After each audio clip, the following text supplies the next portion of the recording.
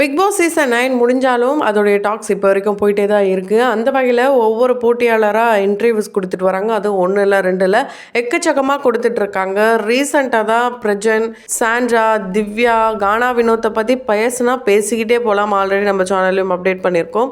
So அவரை பற்றி எக்கச்சக்கமான இன்டர்வியூஸ் ரொம்பவே பாசிட்டிவ் வைப்போட அடுத்து அவருக்கு மூவி சான்ஸ்லாம் கூட கிடச்சிருக்கு. அந்த வரிசையில் விக்ரம் இவருடைய இன்டர்வியூஸ் அண்ட் அதில் அவர் என்னெல்லாம் சொல்லியிருக்காரு. அது மட்டும் இல்லாமல் அவருடைய வாழ்க்கையில் இந்த ஒரு பர்சன் கூட பேசவே கூடாது, பார்க்கவே கூடாது அப்படின்ற ஒரு முடிவு எடுத்திருக்காரு. அண்ட் அவர் பிக் பாஸ் விட்டு வெளியே வந்ததுக்கப்புறம் ஒரு காரணத்துக்காக பார்வதி விக்ரம்க்கு கால் பண்ணியும் பேசியிருக்காங்க. அது என்ன, இது எல்லாத்தையும் தொடர்ந்து இந்த வீடியோவில் பார்க்கலாம். அதுக்கு முன்னாடி இது வரைக்கும் யாரெல்லாம் நம்ம சினி சமூகம் சேனலை சப்ஸ்கிரைப் பண்ணலையோ அவங்க எல்லாரும் மறக்காமல் சப்ஸ்கிரைப் பண்ணிவிட்டு பக்கத்தில் இருக்க பெல் ஐக்கனையும் மறக்காமல் ப்ரெஸ் பண்ணிவிடுங்க.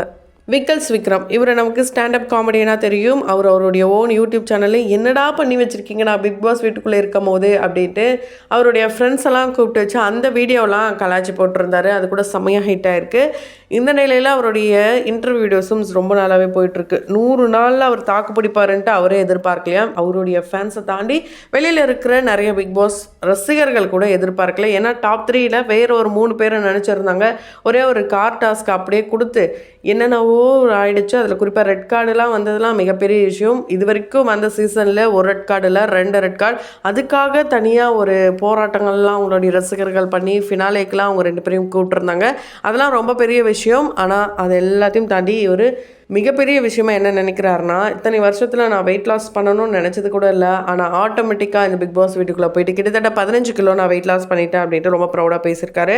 அண்டு கரெக்டான டைமுக்கு சாப்பிட்டு நிறைய ஆக்டிவிட்டீஸ் பண்ணால் வெயிட் லாஸ் ஆகும். ஏன்னா நம்ம வெளியில் இருக்கும் போது எந்த டைமுக்கு என்ன சாப்பிட்றோன்னு தெரியாது, என்ன பண்ணுவோம் அப்படின்னும் தெரியாது, டயர்டாக இருந்தாலும் தூங்கிடுவோம். ஆனால் அந்த மாதிரிலாம் எதுவுமே கிடையாது. ஒரு கரெக்டாக ஒரு எந்த ஒரு ஃபோனும் இருக்கட்டும் எதுவுமே இல்லாமல் இருக்கிறதுலாம் ரொம்ப பெரிய விஷயம். அதுலேயும் குறிப்பாக 106 நாள் இருந்ததுலாம் ரொம்ப பெரிய விஷயம். நான் 4 நாள் வெளியே போயிடுவேன் நினச்சேன். ஏன்னா நான் அவ்வளோ நாள்லாம் உள்ளே இருக்க மாட்டேன், யாரும் எதிர்த்து பேச மாட்டேன், யாருன்னா நிற்க மாட்டேன் அப்படிலாம் அவர் சொன்னாலுமே அவருடைய இந்த வெஞ்சன்ஸ்லாம் கூட கொஞ்சம் வெளியாச்சுன்னே சொல்லலாம். விக்ரம் அப்படின்னு சொல்லி நிறைய பேர் உள்ளே இருக்கும் போதும் சொல்லியிருந்தாங்க. அந்த வார்த்தை இவர் சொன்ன ஒரு சில விஷயங்களுக்கு இப்போ பொருந்தும். என்னதான் அவருக்குன்னு ரசிகர்கள் இருந்தாலும் ஹேட்டர்ஸ் இருக்க தான் செய்கிறாங்க. அவங்க இப்போ வரைக்கும் அவர் அப்படி தான் கூப்பிட்றாங்க. வியானா இந்த பிக் பாஸ் வீட்டுக்குள்ளே ரீஎன்ட்ரி ஆகும்போது அவங்க சொன்ன சில விஷயங்கள் அண்டு அவங்க சொல்லுவாங்க விக்ரம் அப்படின்ற விஷயம் உங்களுக்கு பொருந்தும் அப்படின்னு சொல்லுவாங்க. அதனாலே என்னவோ இவர் வெளியே வந்து ஐயோ நம்ம ஏதோ பெரிய தப்பு பண்ணிட்டோமே அப்படின்னு நினச்சலாம் பார்த்தாராம். 4 பேர் ஹேட்டர் கமெண்ட்ஸ் போட்டிருக்காங்க, மற்றபடி வேறு எதுவும் கிடையாது. இதுக்கப்புறம் என் வாழ்க்கையில் வியானா அப்படின்ற ஒரு பர்சன் இருக்கவே மாட்டாங்க. வியானா எனக்கு தேவையே கிடையாது, வியானாக்கும் நான் தேவையில்லை. ஏன்னா என் வாழ்க்கையில் பார்க்க வேண்டிய ஆட்களே என் ஃபேமிலி ஃப்ரெண்ட்ஸுன்னு அவங்களுக்கே டைம் ஸ்பெண்ட் பண்ண முடியல. இதில் இவங்களுக்குலாம் எங்கே டைம் ஸ்பெண்ட் பண்ண, அவங்க வாழ்க்கையை பார்க்கட்டும், நான் என் வாழ்க்கையை பார்க்குறேன், அவங்க வாழ்க்கையில் நல்லா இருக்கட்டும். இப்படிலாம் வியானாவை பற்றி சொல்லியிருக்காரு. அண்ட் அவருடைய க்ளோஸ் அப்படின்னு எடுத்துக்கிட்டோன்னா எஃப்ஜே, கனி, சுபிக்ஷா, அரோரா, சபரி இவங்க எல்லாருமே க்ளோஸ் தானா. அண்டு திவ்யாவோடைய அந்த டைட்டில் வின்னிங் மூமெண்ட்டை பல பேரும் ரசித்தாங்க.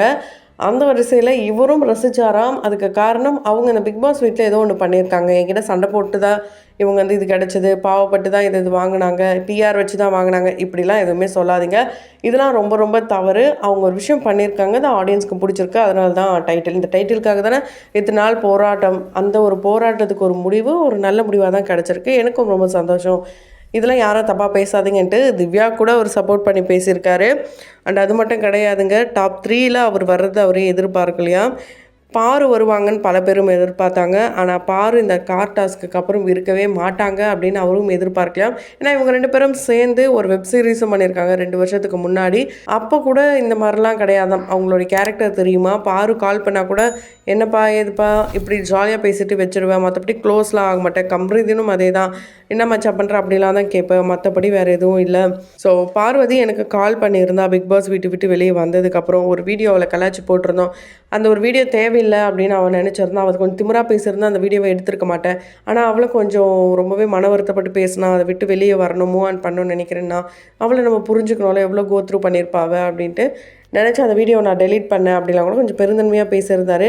அது மட்டும் இல்லாமல் இந்த பாரு, கமருதீன், சாண்ட்ரா இந்த 3 பேரோட இந்த விஷயத்தில் 3 பேரும் செஞ்சதும் தப்பு. அவ்வளோ ஹெல்த் இஷ்யூ இருக்கிறவங்க எப்படி அந்த டாஸ்க்கை பண்ண முடியும், பண்ணியிருக்கக்கூடாது. சாண்ட்ரா மேலேயும் தப்பு இருக்குது. அண்டு பேடாக அண்டு அந்த இடத்துல இப்படி ஒஸ்ட்டு பிஹேவ் பண்ணது ரொம்ப ரொம்ப தப்பு. அதுக்கு நான் குரல் கொடுத்தல எந்த விதத்துலையும் தப்பு கிடையாது, நான் கரெக்டாக தான் பண்ணியிருக்கேன் அப்படின்ட்டு விக்ரம் சொன்னாலுமே அதுக்கு அகெயின்ஸ்டாக இருந்து எல்லார் மனசுலேயும் இருந்து கேட்கப்பட்ட கேள்வியே ஒருத்தர் கேட்டிருப்பார். ரஞ்சித் அவர்களை கேட்கும்போது என்ன சொல்லியிருப்பாருன்னா, பாரு சபரி இந்த 2 பேருடைய இந்த ஃபைட்டில் நீங்கள் ஒரு விஷயத்த சொல்லியிருப்பீங்க, கழுத்துலேயே மிதிச்சிருந்தா பட்டுன்னு போயிருக்கல அப்படின்னு சொல்லியிருப்பேன், நான் வேணும் தான் பண்ணியிருப்பேன் சபரி சொல்லியிருப்பாரு. இதை பற்றி என்ன நினைக்கிறீங்கன்னு கேட்கும்போது அதுக்கு சொல்லியிருப்பாரு, இதெல்லாம் ஃபன்னாக சொன்னதுங்க, நீங்கள் என்ன போலீஸில் கம்ப்ளைண்ட் பண்ண போகிறீங்களா, சைதாப்பேட் போலீஸ் ஸ்டேஷன் கூப்பிட்டு போக போகிறீங்களா, என்ன வேணாலும் பண்ணிக்கின்ட்டு அவர் ஒரு திமுறான பதிலாக சொல்கிறாரு. இது ரொம்பவே ஒரு கரெக்டான விஷயம் கிடையாது. ஏன் அப்படின்னா நம்ம அந்த இடத்துல என்ன மைண்ட் செட்டோட பேசணுன்றது அவங்களுக்கு தெரியும், நம்மளும் பார்த்துட்டு தான் இருந்தோம்.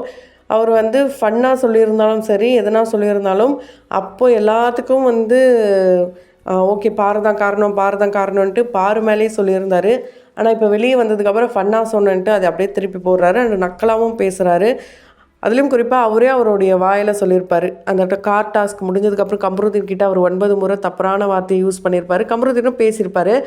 அதுக்கு ரீசன் அவர் சொல்லியிருப்பார், ஆமாம் டிடிஎஃப்ஏ முடிஞ்சிருச்சு, ஏதோ அட்மோஸ்ட்டு ஒரே ஒரு வாரம் தான் இருக்குது, இதுக்கப்புறம் இவங்க கிட்ட பொறுமையாக இருந்து என்ன பிரயோஜனம், ஒன்றும் கிடையாது, வெளியே அனுப்புகிறாங்களா அனுப்பிட்டு போட்டோம், அதனால தான் நான் இதுக்கப்புறம் ஒன்றுமே பண்ண வேணாம் அப்படின்னு நினச்சி தான் நான் அந்த வார்த்தைக்கெல்லாம் விட்டேன், அதை விட்டது சரின்னு சொல்ல மாட்டேன், தப்பு தான், ஆனால் இதுக்கப்புறம் பொறுமையெல்லாம் அங்கேருந்து மட்டும் என்ன பண்ண முடியும் அப்படின்னு சொல்லியிருப்பார்.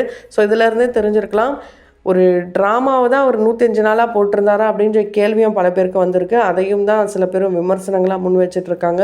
எப்படி இருந்தாலும் நானாக தான் இருப்பேன் அப்படின்றது தான் அந்த பிக் பாஸ் வீட்டில் இருக்காங்க. அப்படி இருக்கும்போது இவர் நான் நடிக்கலை நான் ஒரு ஸ்டாண்டப் காமெடியன் அப்படின்னு சொல்லிட்டு அங்கே போயிட்டு ஃபுல் அண்ட் ஃபுல் ஒரே காசிப் பேசுறது, ஒருத்தர் மாற்றி ஒருத்தர் சண்டை போட்டுக்கிட்டே இருக்கிறது, இந்த மாதிரிலாம் பண்ணது ரொம்ப ரொம்ப தவறான செயல்.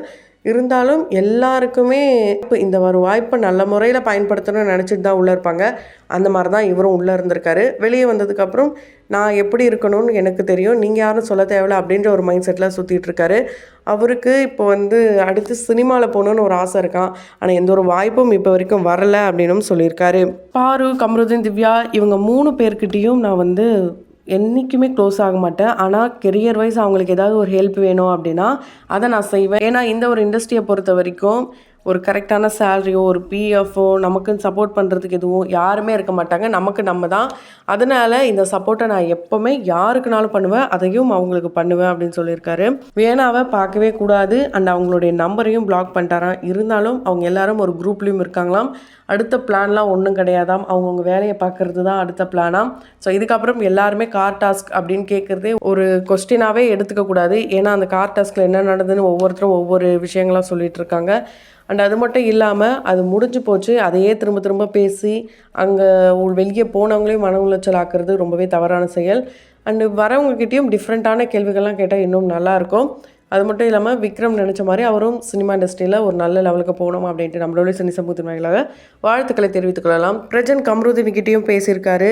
கம்ருதீன் யோசிச்சு பண்ணல, நான் தப்பாக பண்ணிட்டேன், என்னை மன்னிச்சிருங்கண்ணே அப்படிலாம் பேசினாராம். ஏன்னா கம்ருதீனுக்கு பிரஜன் மேலே ஒரு நல்ல மதிப்பும் இருக்குது, அதை தான் எப்போவுமே அவர் சொல்லுவார்.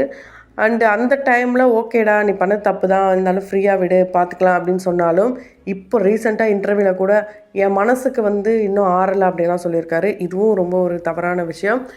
ஸோ அந்த நம்ம கேமரா முன்னாடி ஒரு விஷயம், கேமராவுக்கு பின்னாடி ஒரு விஷயம்னு பேசுகிறது அது இப்போ வரைக்கும் பல பேர் இடத்துல இருக்க தான் செய்யுது.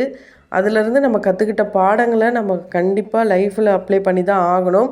சாண்ட்ராவும் அப்படி தான் ஓடி ஓடி பார்வதியெல்லாம் ஹக் பண்ணாங்க, அது எல்லாமே ட்ராமாவான்ற மாதிரி தான் இருக்குது. ஸோ இதுக்கப்புறம் அது அவங்களுடைய விஷயம். ஸோ இதை பற்றி நீங்கள் என்ன நினைக்கிறீங்க, உங்களுடைய கருத்துக்கள் கமெண்ட் பாக்ஸில் மறக்காமல் கமெண்ட் பண்ணுங்கள். தொடர்ந்து வீடியோஸ்லாம் பார்க்கணும்னு நினச்சிங்கன்னா உடனே சேனலை சப்ஸ்கிரைப் பண்ணிவிட்டு பக்கத்தில் இருக்க பெல் ஐக்கானையும் மறக்காமல் ப்ரெஸ் பண்ணிவிடுங்க.